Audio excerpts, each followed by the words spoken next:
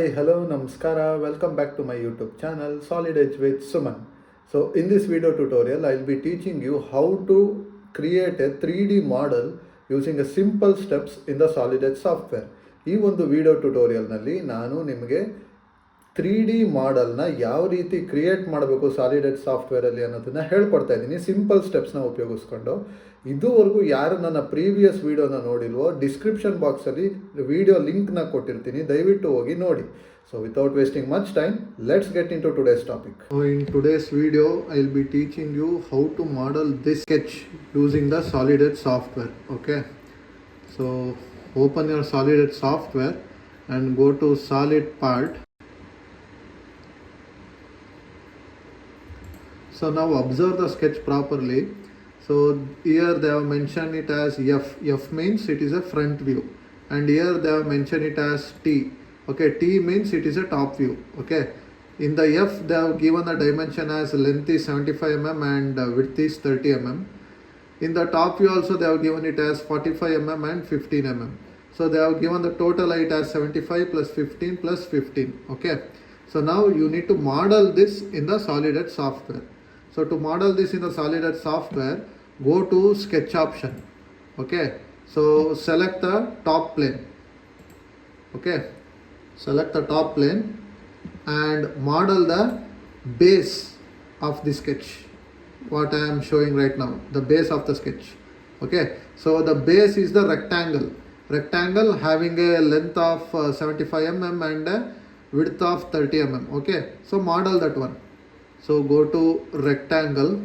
Okay, so you have a 70 mm and height of 30 mm, so give it as 0. So place somewhere over here. So ಇಲ್ಲಿ place ಮಾಡಿದಾದ್ಮೇಲೆ ನೀವೇನು ಮಾಡಬೇಕು ಅಂತಂದರೆ ಈ ಒಂದು rectangle ಕರೆಕ್ಟಾಗಿ ಒರಿಜಿನಲ್ಲಿ place ಆಗಿರಬೇಕು. ಆ ರೀತಿ ನೀವೇನು ಮಾಡಬೇಕು, ಡೈಮೆನ್ಷನ್ ಮಾಡಬೇಕು. So in order to do that ನೀವೇನು ಮಾಡಿ, ಫಸ್ಟ್ ಸ್ಮಾಲ್ ಡೈಮೆನ್ಷನ್ ತೊಗೊಂಡು ಈ ರೀತಿ ಡೈಮೆನ್ಷನ್ ತೋರಿಸಿದಾಗ್ತಾ ಇದ್ದಂಗೆ ಎಡ್ಜ್ ಡೈಮೆನ್ಷನ್ನ ತೋರಿಸ್ಬೇಕು. ನೀವು ಎಡ್ಜ್ ಡೈಮೆನ್ಷನ್ನ ಫಿಕ್ಸ್ ಮಾಡಿದಾಗ ಏನಾಗುತ್ತೆ, your sketch will come to the origin point. ಸಿ ನಾವು ನೋಡಿ, ಈ ಲೈನಿಗೂ ಸೊ 35 ಇರಬೇಕು, ಈ ಲೈನಿಗೂ 15 mm ಇರಬೇಕು. ಓಕೆ, ನಾವು your sketch is in the origin point. ಇಷ್ಟು ಆಗಿದ್ದಾದಮೇಲೆ so give it as return, finish, cancel. Okay, ನಾವು go to protrusion. So protrusion ಮಾಡೋದ್ರಿಂದ ಏನಾಗುತ್ತೆ, ಥಿಕ್ನೆಸ್ ಆ್ಯಡ್ ಆಗುತ್ತೆ, ಅಂದರೆ ಮೆಟೀರಿಯಲ್ ಆ್ಯಡ್ ಮಾಡುತ್ತೆ ಇದು. ಓಕೆ, ಇಲ್ಲಿ go to select from sketch and select the sketch which you have drawn now, give it as OK, and you have to give the thickness. So let me go to the sketch and observe the thickness. The thickness is 15 mm height ಇದೆ. So ಆ ಹೈಟ್ನ ನೀವು ಇಲ್ಲಿ ಕೊಟ್ಟರೆ ಏನಾಗುತ್ತೆ, material add ಆಗ್ತಾ ಬರುತ್ತೆ. See here 15 mm, enter. C ನೋಡಿ, material add ಆಗಿದೆ. ಈಗ ಇದ್ರ ಮೇಲೆ ನೆಕ್ಸ್ಟ್ ಇನ್ನೊಂದು ಮಾಡಲ್ನ ನಾನು ಮಾಡಬೇಕು. ಈ ಪಾರ್ಟ್ನ ನಾನು ಮಾಡಲ್ ಮಾಡಬೇಕು. ಇಲ್ಲೇನಿದೆಯಲ್ಲ ಈ ಪಾರ್ಟ್ನ ನಾನು ಈ ಬೇಸ್ ಮೇಲೆ ಮಾಡಲ್ ಮಾಡಬೇಕು. ಸೊ ಈ ಪಾರ್ಟು ಸಹ ಒಂದು ರೆಕ್ಟ್ಯಾಂಗಲ್ ಬೇಸೇನೆ. Rectangle having a width of 45 mm and a height of 15 mm. ಓಕೆನಾ, ನೋಡಿ ಹೇಳ್ಕೊಡ್ತೀನಿ, ಗಮನ ಇಟ್ಟು ನೋಡ್ಕೋಬೇಕು. Again go to sketch option. Okay, ಈಗ ನೀವು ಈ ಒಂದು ಸ್ಕೆಚ್ ಈಗ ನೀವೇನು ಮಾಡಿದ್ದೀರಲ್ಲ, ಈ ಒಂದು ಪ್ರೊಟ್ರೂಡೆಡ್ ಪಾರ್ಟಿನ ಟಾಪ್ ಪ್ಲೇನ್ನ ಸೆಲೆಕ್ಟ್ ಮಾಡಬೇಕು. Select the protruded part of the top plane. Okay, so then the sketch will get normal to the user. Now go to rectangle. So give the dimension as in the sketch. It is a 45 and 15.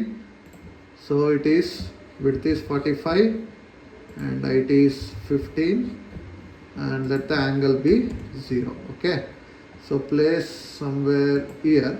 So ಅದನ್ನು ಅಲ್ಲಿ place ಮಾಡಿದಾದ್ಮೇಲೆ ನೀವೇನು ಮಾಡಬೇಕು, ಒರಿಜಿನ್ಗೆ fix ಮಾಡಿಸ್ಬೇಕು. ಯಾವ ರೀತಿ ಈಗ ಹೇಳ್ಕೊಡ್ತೀನಿ ನೋಡಿ, ಅದೇ ರೀತಿ. ಸೊ ನಾವು ಎಡ್ಜ್ ಡೈಮೆನ್ಷನ್ನು ನೋಡಿ, ಇಲ್ಲಿಂದ ಈ ಲೈನಿಗೆ ಸರ್ ಎಷ್ಟಿರಬೇಕು ಅಂತಂದರೆ ಈ 45 ಏನಿದೆಯಲ್ಲ, ಈ 45 ಅರ್ಧ, 45 ಡಿವೈಡೆಡ್ ಬೈ 2 ನೋಡಿ ಇಲ್ಲಿ ಬರುತ್ತೆ. ಇಲ್ಲಿ ನೀವು ನೋಡಿ ಗಮನಿಸಿ, 45 ಡಿವೈಡೆಡ್ ಬೈ 2. ಓಕೆ, ಅದೇ ರೀತಿ ಈ ಲೈನಿಗೂ 15 ಇದೆ. 15 ಅರ್ಧ ಅಂತಂದರೆ 7.5 ಬರುತ್ತೆ. Somewhere around you will get 7.5. See, now your sketch is in the origin position. Okay, now go to select option, return, finish, cancel. ಈಗ ಏನು ಮಾಡಬೇಕು ಅಂತಂದರೆ, ಈಗ ಅಗೈನ್ ನೀವು ಇದನ್ನು ಪ್ರೊಟ್ರೂಡ್ ಮಾಡಬೇಕು. ಓಕೆನಾ? So go to protrusion option, select the sketch, give it as okay, and ನೀವು ಮೇಲ್ಗಡೆ ಎಷ್ಟು MM ಬರಬೇಕು ಅಂತ ನೋಡ್ಕೊಳ್ಳಿ. ಈ ಸ್ಕೆಚ್ಚಲ್ಲಿ ನೋಡಿ, ಇಲ್ಲಿಂದ ಟೋಟಲು 75 mm ಅಂತ ತೋರಿಸಿದ್ದಾರೆ. ಬಟ್ ನನಗೆ ಇಲ್ಲಿವರೆಗೂ ನನ್ನ ಮೆಟೀರಿಯಲ್ ಏನಾಗಬೇಕು, ಆ್ಯಡ್ ಆಗಬೇಕು. So total 75 + 15. ಓಕೆನಾ? ನೋಡಿ, ಟೋಟಲ್ಲು 75 + 15, ಸಮ್ವೇರ್ ಅರೌಂಡ್ 90 mm ನನ್ನ ಮೆಟೀರಿಯಲ್ ಆ್ಯಡ್ ಆಗಬೇಕು. ಸರ್ ಇಲ್ಲಿ ಕಾಣ್ತಾ ಇಲ್ವಲ್ಲ ಕರೆಕ್ಟಾಗಿ? ಕಾಣಲಿಲ್ಲ ಅಂತಂದಾಗ ನೀವೇನು ಮಾಡಬೇಕು, ಇಲ್ಲಿ ವ್ಯೂ ಅಂತ ಆಪ್ಷನ್ ಇರುತ್ತೆ, ಫಿಟ್ ಅಂತ. ಈ ಫಿಟ್ ಆಪ್ಷನ್ಗೆ ನೀವು ಸೆಲೆಕ್ಟ್ ಮಾಡಿದ್ರೆ ಏನಾಗುತ್ತೆ, ಸೊ ನಿಮಗೆ ಕರೆಕ್ಟಾಗಿ ಕಾಣಿಸುತ್ತೆ. ಓಕೆನಾ? Finish, cancel. If in case ನಿಮಗೆ ಫಿಟ್ ಆಪ್ಷನ್ ಇಲ್ಲಿ ವಿಸಿಬಿಲಿಟಿ ಇಲ್ಲ ಅಂತಂದಾಗ ವ್ಯೂ ಆಪ್ಷನ್ಗೆ ಹೋಗಿ ಇಲ್ಲಿ ಫಿಟ್ ಅಂತ ಆಪ್ಷನ್ ಇರುತ್ತೆ, ಅಲ್ಲಿ ನೀವು ಫಿಟ್ ಆಪ್ಷನ್ನ ನೀವು ಸೆಲೆಕ್ಟ್ ಮಾಡ್ಕೋಬೋದು. ಓಕೆ, ನಾವು ನಮಗೆ ಈ ಶೇಪು ಬೇಡ. ಓಕೆನಾ? ನಮ್ಮ ಸ್ಕೆಚ್ಚಲ್ಲಿರೋ ಶೇಪೇ ಬೇರೆ, ನಾನು ಮಾಡಿರೋ ಶೇಪೇ ಬೇರೆ. ಸೊ ಸ್ಕೆಚ್ಚಲ್ಲಿ ಏನಿದೆ, ಮೇಲಗಡೆ ಪೋರ್ಷನಲ್ಲಿ ಟ್ರಯಾಂಗುಲರ್ ಶೇಪಲ್ಲಿ ಕಟ್ ಆಗಿದೆ. ಓಕೆನಾ? ಸೊ ನಾನು ಕೂಡ ಟ್ರಯಾಂಗಲ್ ಪೋರ್ಷನಲ್ಲಿ ಏನು ಮಾಡಬೇಕು, ನನ್ನ ಪದಾರ್ಥನ I need to remove that one. So how, let me teach that one now. So observe here, go to sketch option and select the front plane of the sketch. See here? Okay, after selecting the front plane, see, ನೀವೇನು ಮಾಡಬೇಕು, ಈಗ ಈ ಒಂದು ಏನು triangle formation ಏನಿದೆಯಲ್ಲ ಅದನ್ನು ನೀವು ಮಾಡಲ್ ಮಾಡಬೇಕು, ಸ್ಕೆಚ್ ಆಗಬೇಕಾಗುತ್ತೆ. ಓಕೆನಾ? ಈಗ ತೋರಿಸ್ತೀನಿ ನೋಡಿ ಯಾವ ರೀತಿ ಅಂತ. ಸಿ ಹಿಯರ್, ನಾವು ಒಂದು ಲೈನ್ ತಗೊಳ್ಳಿ. ನೋಡಿ, ಇಲ್ಲಿ ಮಿಡ್ ಪಾಯಿಂಟ್ ಕಾಣ್ತಿದೆ ಅಲ್ವಾ? ಈ ಒಂದು ಮಿಡ್ ಪಾಯಿಂಟಿಂದ 15 mm ಕೆಳಗಡೆ ಬರಬೇಕು. 15 mm ಕೆಳಗಡೆ ಬಂದು ನೋಡಿ, ಇಲ್ಲಿಗೆ ಈ ಒಂದು ಲೈನ್ಗೆ ಟಚ್ ಮಾಡಬೇಕು. ಅಲ್ಲಿ ಮಾರ್ಕ್ ಬರ್ತಿದೆ ನೋಡಿ, ಆ ಲೈನ್ಗೆ ಟಚ್ ಮಾಡಿದಾದ್ಮೇಲೆ ಅಲ್ಲಿಂದ ಇಲ್ಲಿಗೆ ಒಂದು ಲೈನ್ ಡ್ರಾ ಮಾಡಿ. ಓಕೆನಾ? ನಾವು ಇಲ್ಲಿ ಮಿರರ್ ಆಪ್ಷನ್ಗೆ ಹೋಗಿ, ಮಿರರ್ ಆಪ್ಷನ್ಗೆ ಹೋಗ್ಬಿಟ್ಟು select this line, mirror with respect to here. ಓಕೆನಾ? ನೆಕ್ಸ್ಟ್ ಏನು ಮಾಡಿ, go to trim option, trim this line and trim this line. Okay, go to line option. ನೋಡಿ, ಈ ಒಂದು ಎಂಡ್ ಲೈನಿಂದ ಈ ಎಂಡಿಗೆ ಕನೆಕ್ಟ್ ಮಾಡಿ. ನೆಕ್ಸ್ಟ್ ಅದೇ ರೀತಿ ಈ ಎಂಡಿಗೆ ಕನೆಕ್ಟ್ ಮಾಡಿ. ನೆಕ್ಸ್ಟ್ ಅಲ್ಲಿಂದ ಈ ಎಂಡಿಗೆ ಕನೆಕ್ಟ್ ಮಾಡಿ. ನೆಕ್ಸ್ಟ್ ಇಲ್ಲಿಂದ ಈ ಎಂಡಿಗೆ ಕನೆಕ್ಟ್ ಮಾಡಿ. ಓಕೆನಾ?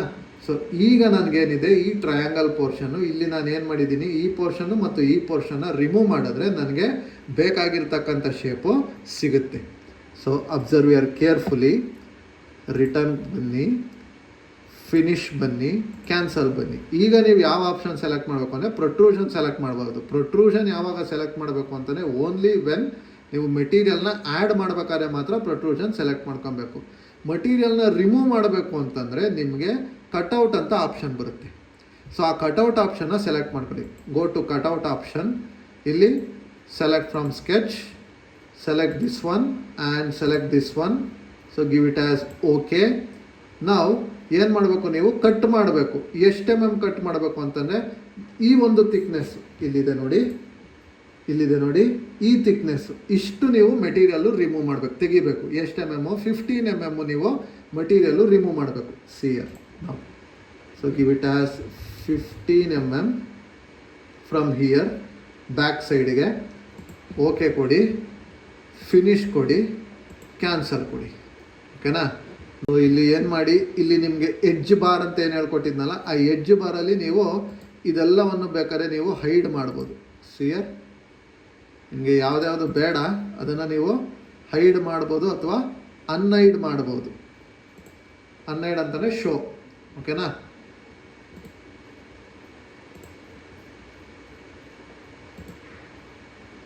ನೋಡಿ, ಯಾವುದ್ಯಾವುದು ಬೇಡ ಅದನ್ನು ಹೈಡ್ ಮಾಡಿ. ಓಕೆ,